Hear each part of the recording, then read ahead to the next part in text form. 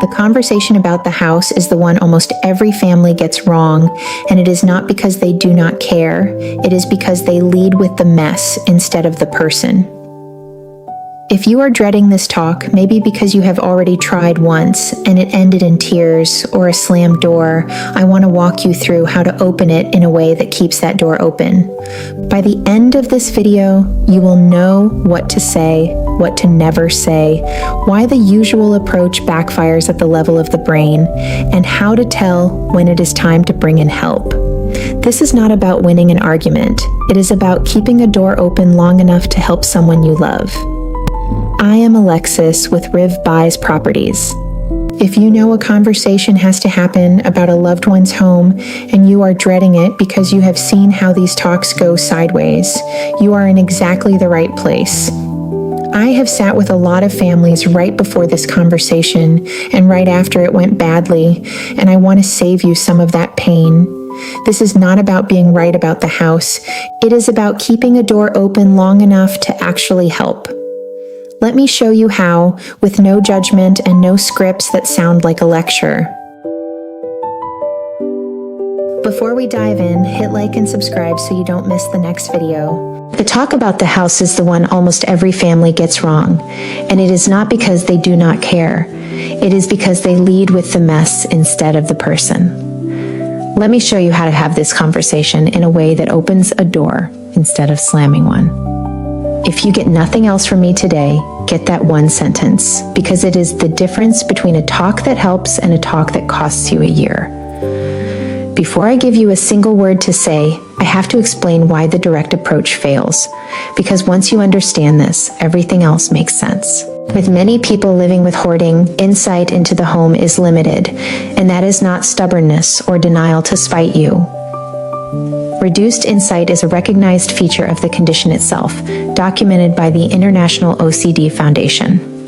It means the person may genuinely not see the home the way you see it, or they may see it and feel completely powerless to change it. So when you walk in and try to prove how bad it is, you are trying to win an argument that cannot be won, because you are debating the one thing the condition itself blurs. That is why leading with the mess backfires every time.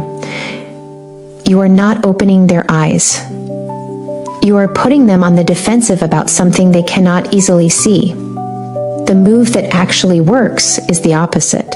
You stop trying to be right about the house, and you start building enough trust that the person will accept help. You cannot logic someone out of a condition.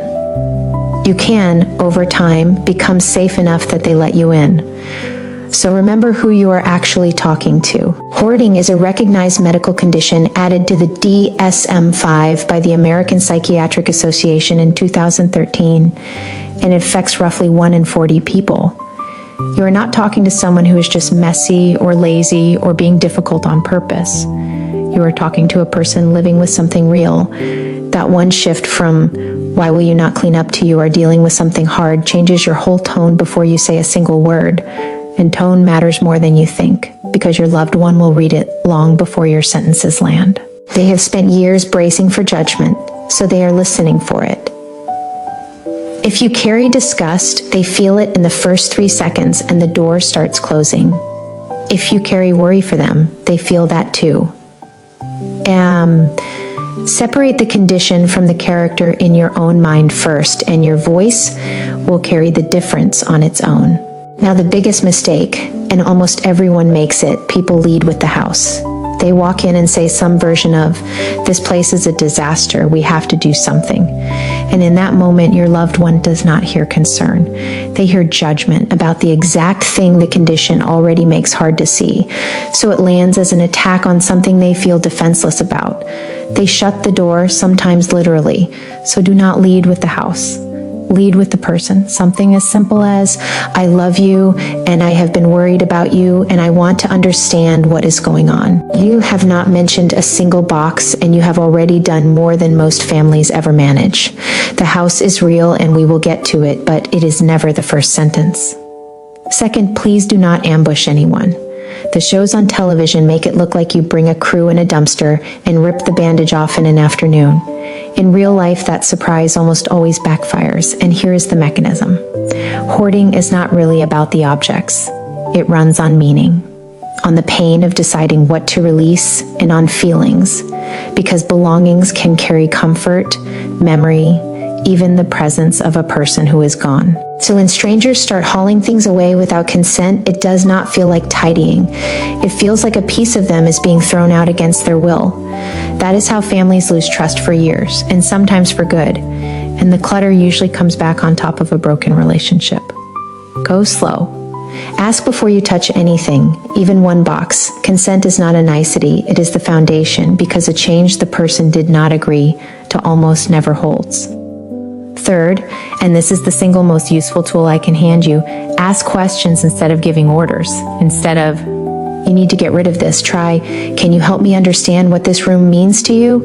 Instead of, we are cleaning this up Saturday, try, would you be open to letting me help you with just one corner? An order puts the person on the other side of the table, defending a wall. A question keeps them on your side of it. When someone feels asked instead of told, they can stay in the conversation, and staying in the conversation is the entire goal today. Questions also hand the person back a little control, and control is exactly what this condition takes from them. A person who feels a shred of control is far more able to accept help than a person who feels cornered. Let me be specific about the words that slam the door, because knowing what to avoid is half the battle. Do not say, how can you live like this? It shames the person for the thing they cannot easily see. Do not say, it is just stuff, throw it out, because to them it is not just stuff, and that sentence tells them you do not understand and are not safe. Do not say, if you loved me, you would clean up, because you just turned a medical condition into a test of their love that they will fail and feel forever. And do not hand out ultimatums or deadlines, because a deadline turns a partner into an opponent. Replace all of it with worry for the person and curiosity about their experience. I am worried about you. Help me understand. Would you be open to? Those phrases keep you on the same side. Walk in expecting the belongings to carry meaning, memory, and safety. To you, it may look like clutter. To them, it can feel like a wall between them and a loss they have not been able to face. That is not stubbornness. It is often grief or anxiety or the condition doing what it does. So when you point at a stack and they react as if you pointed at a family member, that reaction makes sense. To their nervous system, you are threatening something protective. When you can hold that, your patience stops being a strategy and becomes love, and they feel the difference. And here is the hard part. This is usually not solved in one conversation. It took years to build, one item at a time, and it will not unwind in an afternoon. So let me reset what a win looks like. Honest talk that ends with your loved one still willing to talk to you. Tomorrow is a win. A big confrontation that ends with them cutting you off is not. Even if a room got cleared because you traded the relationship for a result, the clutter will quietly undo. Slow and connected beats fast and broken every time. Give yourself permission to make this the first of many small conversations, not the one where everything gets fixed. Progress here is measured in trust, not trash bags, at least at the start. Sometimes you need more help than a conversation can carry, and there is no shame in that. A therapist who understands hoarding can make a real difference, because this responds to the right kind of care, not to pressure. Look for someone who works specifically with hoarding, often using a form of cognitive behavioral therapy built for exactly this, because a general therapist who has never worked with the condition can accidentally push too hard and trigger the same defensiveness a family blow-up does. And frame it gently to your loved one. Not, you need therapy, but would you be willing to talk to someone who really understands this so you do not have to carry it alone? That keeps them a partner in getting help, not a problem being sent away. There is a line where slow conversation is not enough, and I have to name it.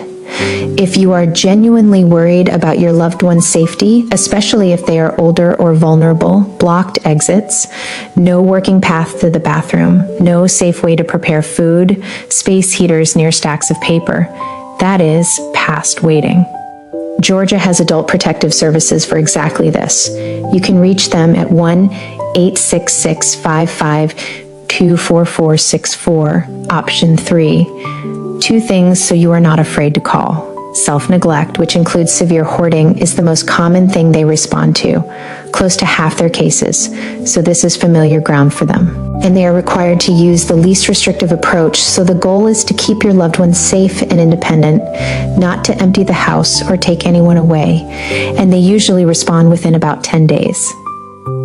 Calling is not betrayal. When safety is truly at risk, it can be the most loving thing on the list, and it is help, not punishment. One more situation briefly. If the person you love is renting and a landlord raises the condition or hints at eviction, do not assume removal is automatic, because hoarding is a recognized condition. It can qualify as a disability under the Fair Housing Act, which often entitles a tenant to a reasonable accommodation, like more time to bring in services and get the unit into compliance before removal. It is not unlimited, and it does not apply to a genuine, unaddressed safety threat. But it is a real right, and the plans that work bring together the tenant, the landlord, and a mental health professional. If you want help figuring out the step after the conversation, everything we have built for Georgia families facing a hoarded home is free and gathered in one place. Click the link in the description and start whenever you are ready. And if the day ever comes that lifting the weight of a house would help the whole family breathe, we are a Georgia family that buys homes in any condition, as is on your timeline, with no clean out and no judgment. But that is for later. Right now, the only job is the conversation and keeping the person you love at the center of it. No pressure, no obligation, no shame.